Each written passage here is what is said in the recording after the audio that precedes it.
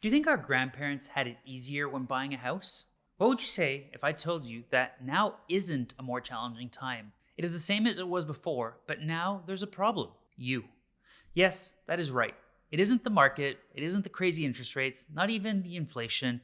The biggest issue is your crazy expectations versus the reality. How do I know that? Because I see it every day. And to be honest, I had the same problem when I bought my first property back in 2011. My name is Aguinaga, your Montreal real estate expert.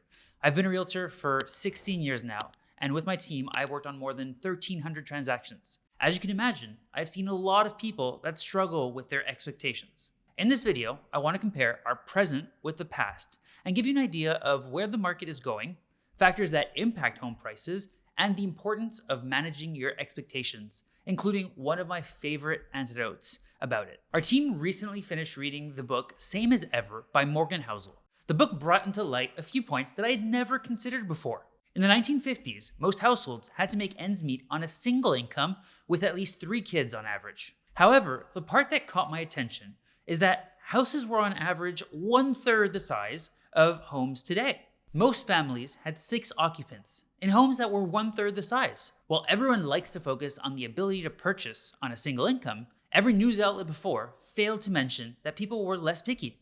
They were just thankful to have a home that they were able to purchase. The current phenomenon of keeping up with the Joneses is what's holding most of us back, and I'm afraid that social media has simply exacerbated this. We need to refocus on why we are purchasing a property. Is it for investment?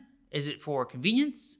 By taking the time to fully understand your requirements, you'll be able to zero in on what's important to you and forget about the Joneses. We can now purchase a property with as little as 5% down in some cases, and interest rates are below the historic average. We live in a world where one can choose to take on a side hustle or create a new business. The world is filled with opportunities if you're willing to work hard on something new for 6 months. Yes, you will be giving up free time and it will be hard, but there are options available. You can learn just about any new skill on YouTube these days. Another strategy you could use to start investing is to purchase a property in a smaller town nearby. While prices tend to be significantly lower, rental rates are usually just a little bit lower. This strategy allows you to enter the market while staying where you currently are.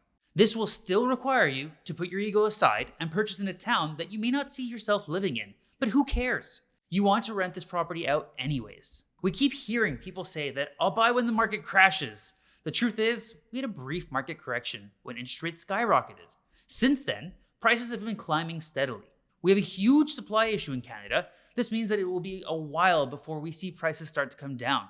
After seeing how well real estate prices held up over the last 24 months, I do not expect we'll see a crash anytime soon.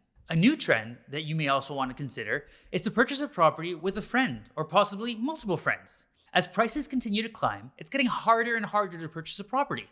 Canadian buyers are getting creative and investing with friends in order to enter the market. Be sure to put together a solid partnership plan before starting this type of venture. This can be a great way to start your investing career, but can also lead to losing some friendships if things are not clear. Remember, whenever you're dealing with money, things need to be crystal clear from the beginning to avoid issues.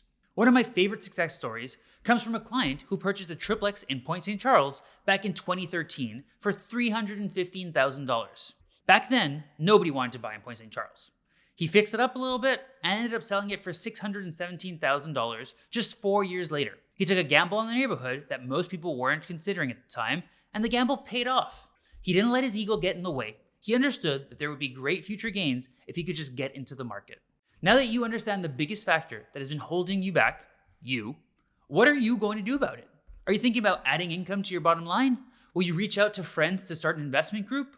Or will you open up your search radius to expand your search? Remember, if you need help taking your next step in your real estate journey, contact me. All of my information is in the description down below. As always, thank you so much for tuning in. Can't wait to see you in next week's episode.